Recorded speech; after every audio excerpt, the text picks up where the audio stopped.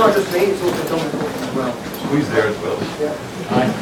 And we are Fibonacci Crisis. So it's announcing our new band we created. This is not about, this is boring. Tonight we're performing, and for the first time we're going to show a lot of the stuff we're going to describe now, why it's interesting, and show you the performance context, and why really we're doing it. It's not really just so much that we're interested in the theory and the practice of building such systems. We're building them to be able to do performance like this. Please come along to the performance system. So, I wanted to quickly, we're going to break it up into a few sections. I want to give a quick introduction and the background about why we're doing this stuff. And then what we've done, and then how it works, and the theory, and then we're going to get some demos. Quick. Quick introduction. I built this thing with a guy called Jeff Rose called Overtone and other code, which is pretty nice, live coding environments, based on supercluster, enclosure. Really powerful, you do amazing things. I have another band called MetaX, this is performing in Berlin, where we perform the standard live coding we've all heard before. You write code, you perform, you project the code on the screen, so the audience can perceive that there is some liveness, and we can hopefully find some level of correlation between the text on the screen and the audio. And it's not necessarily that they can understand the text, but they can perceive that correlation. Just like you might not understand fast movement on a guitar, but you can see there's a correlation between movement of the finger and audio. We do crazy projections of graphics and text, and the key thing here is like this is like maybe quite nice and fun for those who like using Emacs and creating crazy editors, and Lisps and tmux and multiplexing stuff and OpenGL shaders, and you can really go to town and have a lot of fun. But this is really an exploration of my personal creativity about where I can take these things. And people are doing this a lot in the live coding world. They're building their own systems, they're really pushing the boundaries hard. But you end up with places like this, which are beautiful and interesting, but pretty impenetrable to the external audience. So how do they get their head around this? How do they get started doing this? Well, you download Emacs, you've got to install all these different things, you've got to learn English, you've got to have a terminal environment. Yeah, you've lost it. So, which comes into the Raspberry Pi, where I come into the talk now, is they came along and said, well, we've seen the cool stuff you've been doing with music and text and programming languages and bands. Can you build anything like that for the Raspberry Pi? You know, this is a 3-month project for some funding. And so this is the Raspberry Pi. Trying to imagine doing all that crazy stuff on this very, very small, cheap device was an interesting thing. When I did port Overtone to this, and it took 7 minutes to boot. So that obviously wasn't very feasible. It's the new Raspberry Pi. They've got more USB sticks. That's awesome. So I invented Sonic Pi, which is a reimagining of Overtone, of all that crazy stuff we've sort of seen, which would potentially give me the opportunity to do the kind of performances I did, or do with MetaX. But also, I could go into the classroom. And this is the first class I work with. This is a teacher called Carrie-Anne Philbin. She now works at the Raspberry Pi Foundation. She was an IT teacher at the time. And we collaborated, we built Sonic Pi together, I developed the software. She helped me with the lesson plans. We gave a talk about this last year at the farm, so I'm not going to go into detail. But we built a version of Sonic Pi, which looks like this. We run on the Raspberry Pi, and I'm not going to, if I can get out of that one and play it. It looks a bit naff. And then, this is last year. So what happened between last year and this year is we decided to actually work with artists. So here we've collaborated with artists at Rising in Cambridge, and we engaged them to try and create their own art pieces with Sonic Pi. And there were 5 people we ended up working with. We've got some funding from the Arts Council, so we paid the artists. We built 5 separate projects, we took them in different directions. So I ended up forking Sonic Pi 5 times to explore different places we could go. Places were like this chap, Rob. We built a camera which took photos, turned the photos into audio, streamed the audio into the speakers, and then we turned the audio back into images. This is a nice way to demonstrate how we all understand this stuff completely. Other people don't, and we're trying to find out ways to communicate these things. Again, with Sonic Pi, so you can see the rendered, pixelated version of the image. And this lady, she did a beautiful live coded performance, so she'd never programmed before in her life, a couple of months before she started. So she was performing to a whole audience as part of the Festival of Ideas in Cambridge, where she was using Sonic Pi, really experiment with a prototype that I developed specifically for her, where she could write code. There would be event handlers where she pressed certain keys, they would trigger certain events. And as she was typing to modify those events, they were triggering themselves, and then she was modifying them after triggering. So this whole performance involved typing, and it was beautiful. She'd never done any programming before. So then I turned that into workshops. We've been doing about 20 different Sonic Pi workshops. We've been at the Junction, engaging with children, and from as young as 6 to adults who are older than 60. Just teach them how to code, how to get involved. We're in the newspaper, the news, it's exciting. You've taken Sonic Pi into what's called Pi Academy, which is teacher training, so we're getting teachers involved and learning how to teach computing. So in the UK, we've got a new computing curriculum, which is super exciting. Simon Peter-Jones was a key part of that. So these are teachers who are now trained in teaching computing, which is exciting, using Sonic Pi as well as other things.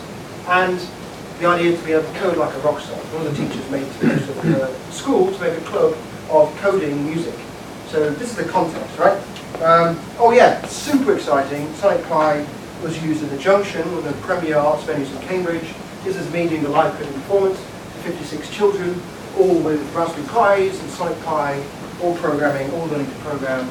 They were building their own interfaces, programming them up. So what does the button mean? You can choose. And then they made their own bands where they performed and live coded. It was absolutely amazing. So if you ever get a chance to get involved with teaching kids how to program music and anything that's exciting is a good way to start. And there's also a Sonic Pi competition, which is more artistic. So if you've got friends in schools in the UK, ask them to invite them to enter this competition where they can win an opportunity to perform on stage at this place. They can take their pieces and perform it. They can also get Raspberry Pis and workshops to go to their schools.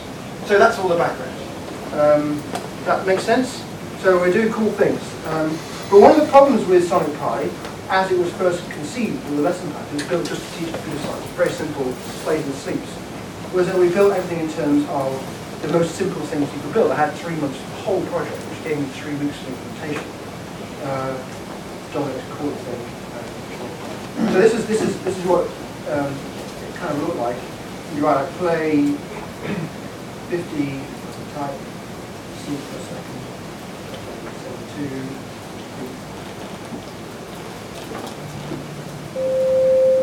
There we are. Play 19. And so we're just making notes, sync for amount of time, and then make another note. Obviously, if you're using, this is a very imperative program, very stateful, beautiful, and the sleeps are basically using Ruby's. This is Ruby. Which meant that there's a number of issues. It means like sleep for at least this amount of time, because the scheduler might take more time to complete. It also doesn't take into account the computation times of the statements themselves. So the time actually at this point here is not just 1 second, it's 1 second plus the compute time of the original statements. So if you've got a nice loop like this,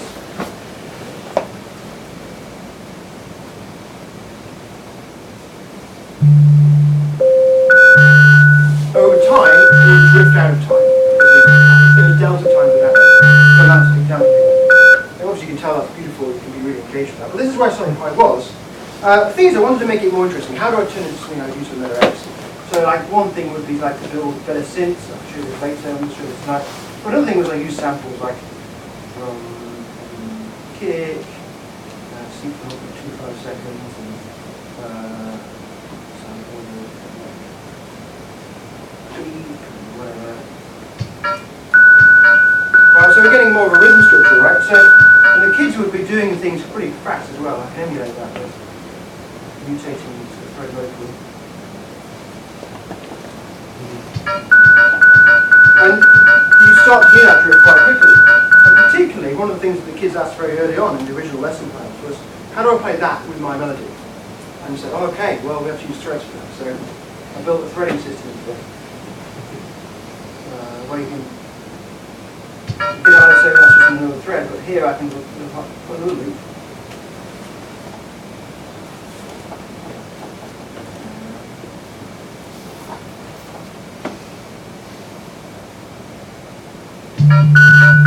And then both things going around at once.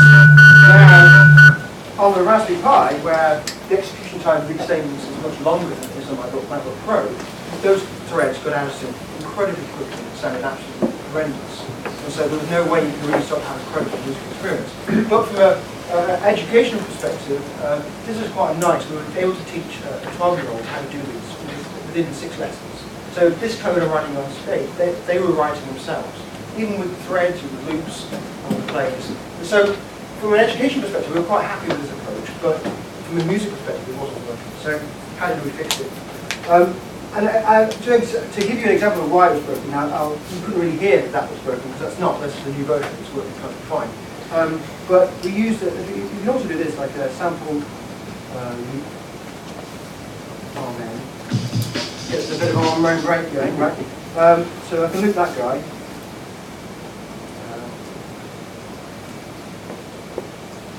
So we see for the length of it, we get a loop. I'm ignoring the time issue. I just modified this version so I can demonstrate it works. And then we were using kernel sleep, so not my fancy sleep. That first edition is good schedule ahead time, but this is fairly accurate, right? So the sleep is doing a good job. You can't tell this is drifting, but it is actually drifting. But we can really tell, if I put this in a thread here, and play it twice. And in this one, I'm going to do some extra stuff. I'm going to play some bass, right? So I'm going to 30 times do with an effects level of amplitude, make it really quiet to play the video. Sample bass. This. So this goes all down. Yeah, so what I'm doing here is I'm playing sample loop on here, and the same thing here, but I'm adding extra bass in just for more music. But this bass takes computation time to perform, to actually call, schedule all of the notes to play. So, with effects level up. Oh, that's why. Syntax error.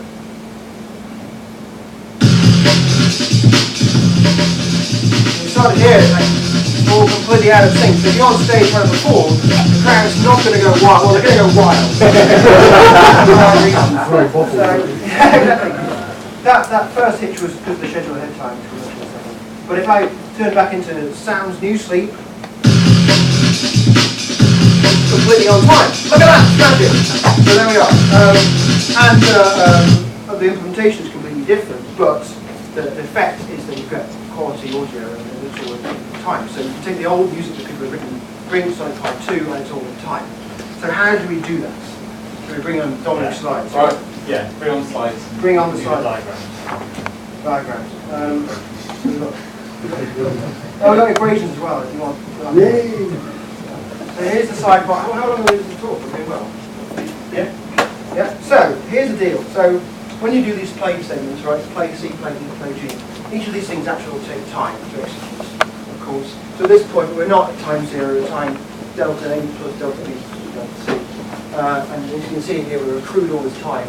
And then when we sleep for 1 second, well then that time just keeps completely adding up. So by the time we get to here, this is actual time. It's not 1.5 seconds. It's 1.5 seconds plus all this extra stuff.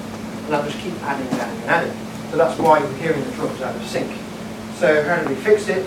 Very easy. What we do is introduce the notion of virtual time. So in Sonic Pi 2, we're dealing everything's in virtual time. So we assume that computation takes 0 amount of time. And so you can see here the virtual time hasn't incremented even though we've done 3 statements. And the real time is ticked on as it would be. You can't stop really well. Keep ticking on. But then when we sleep, what we do is increment the virtual time by sleep time. So we narrow time 1. And we only sleep for the amount of time it takes up to schedule up that time. So the amount of sleep actually expands and contracts depending on how much computation you have, time of computation in the window, previous window. So that way, you never get any accruing of extra delta time over each individual sleep. And the thread always stays within the window of its time.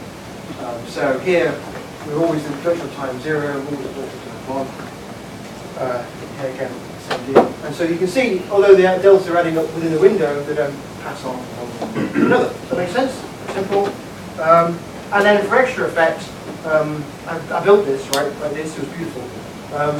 And it worked really nicely on the Mac, everything was syncing, all beautiful. Put it on the Raspberry Pi, didn't work. Very good time. It must have got something completely wrong. But I realized that not only do you need to get the threads to schedule up with the virtual time, but also when Sonic Pi works, it actually sends a message via UDP to the server, which then makes a sound. And that message time takes longer. Well, I think the time is longer on the Raspberry Pi than on the Mac. And so those times for actually sending the comms adds up. So what you can do actually with SuperCode is quite nice. You can ask it to run a message in the future. And so instead of asking it to run a message now and having the threads be roughly amount of time, if you add a schedule ahead of time, fixed values, then you always say run them at the same time. So in Sonic Pi 2, everything actually does run exactly on the right time. The number of issues are though that what you get now is you get the fact that you're guaranteed for the computation to only be in a window. And if it isn't, if it takes longer than the window time, you know that. And so Sonic Pi has like a range of different errors. You get like, I'm running out of time, I'm still in the buffer of safe, but you're behind time, and then it will start complaining a bit. And then it says, actually I am now late, so you will hear things out of time. And then after a while, after you've got really far behind, it throws an exception and says, time outing. And so you can simulate this by, because I observe a lot of kids, have I killed Sonic Pi? I observe a lot of kids writing this kind of stuff.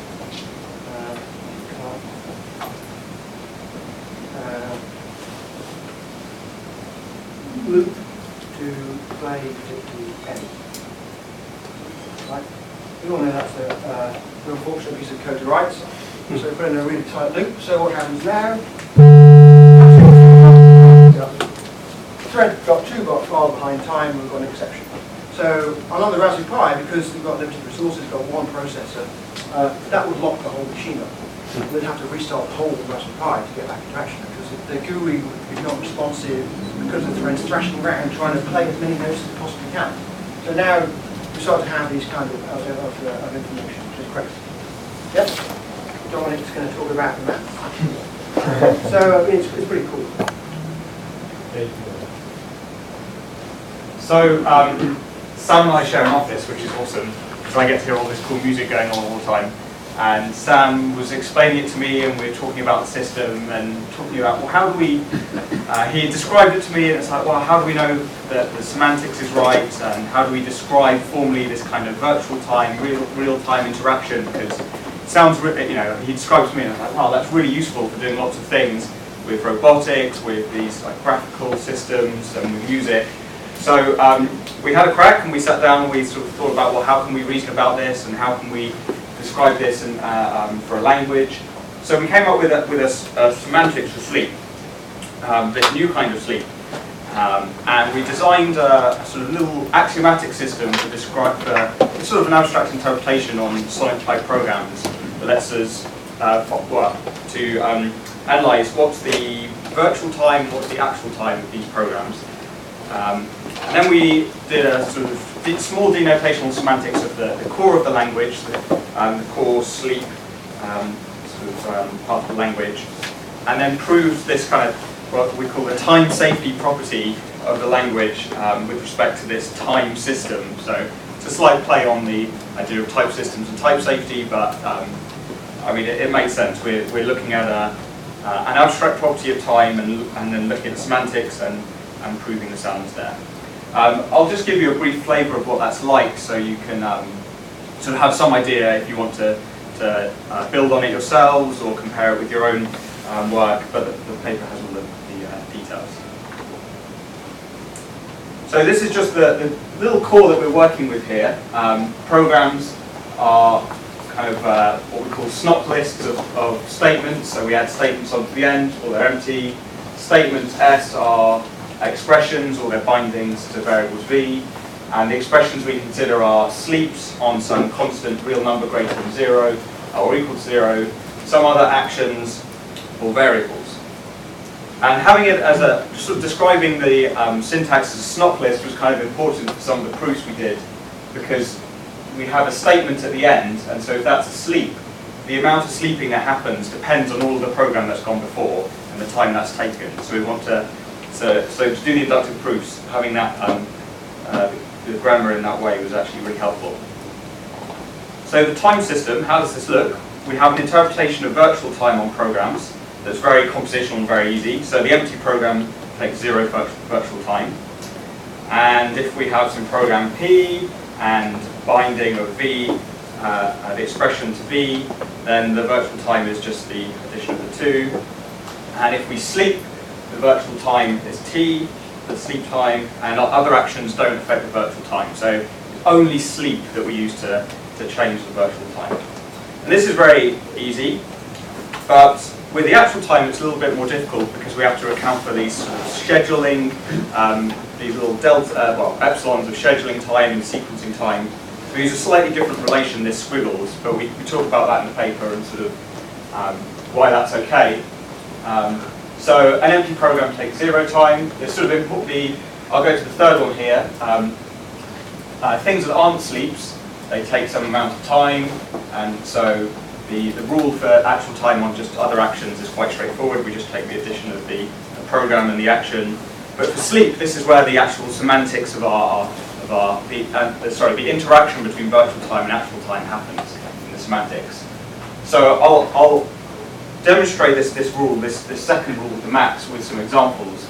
So let's say we've got this program p and then sleep 2, and say that the actual time of p is 1 second and the virtual time is 0. So therefore we want the sleep to last actually just 1 second rather than 2. So the overall time we want to be the maximum of the virtual time plus the time for for the computation. The sleep time plus the virtual time of p. Or if p is taken longer, then it can overrun. We do let things overrun.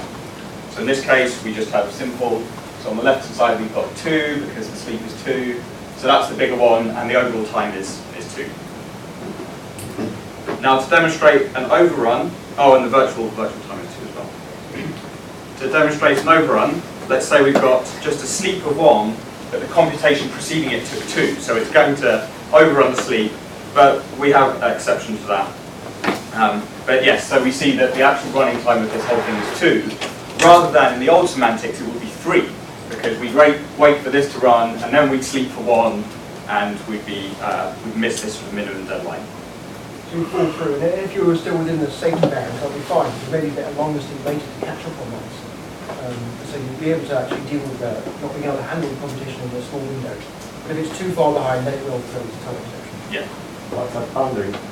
At the moment it's like dependent on the operating system. So on a Mac it's like 0.1 seconds, on a Raspberry Pi it's half a second. Or you can use a modifier per thread.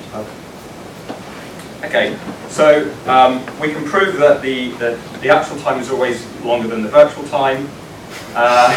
So denotational semantics uses a monad, but it's very simple. It's just a state of the virtual time which can be incremented, and then there's a read-only parameter that's passed in by the operating system, which is the actual time. So it has this kind of shape, and we interpret it into this sort of monadic type. And actually, we use Haskell to sort of describe it, so you can look in the paper for that. And then the time safety is just simply then that the virtual time of actually interpreting the program and running it is equal to the time system's virtual time, and the actual time modulo this sort of sequencing overhead is the same as what our time system says. So it's a sort of obvious property, and the proof is in the paper. So you can find the code. There's also some generalizations, and we talk about the overrun semantics. So should we do a bit of a demo? Yeah, well, I should know how it out and works again. Yeah? Do you want me to do my... Yeah, check that. Oh, yeah, okay, So cool. a couple of things. So one thing I'm really pleased about, it's totally not about the paper that I'm only citing, is that, I'll just do one minute. Is that, you can write sample RMN, and you get the drums, right? But that doesn't sound very good. Why does it sound very good? Because it doesn't have a reverb. Everyone knows you need reverb. How do you add reverb? Well, you do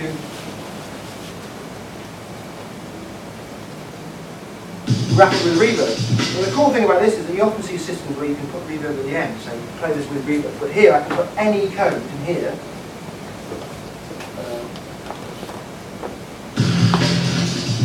I can even put that in a thread.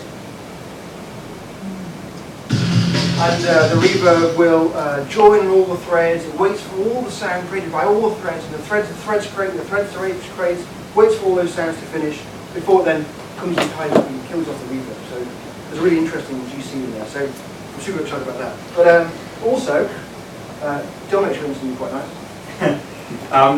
So until about, well, I sort of played with the small examples to do our paper, but until only a few weeks ago did I really sit down and say, well, okay, let me actually try and write something in this in the language that's sort of more than just play sleeps. So I wrote this small program which is a kind of an improviser. So it takes a I don't need the drums, I'm not going to use drums, but it has some scale at the top, specifies the notes. Then I have this piece of code that alternates between coming up with a phrase that sort of moves up and down, or repeats the phrase but sort of shifts it along.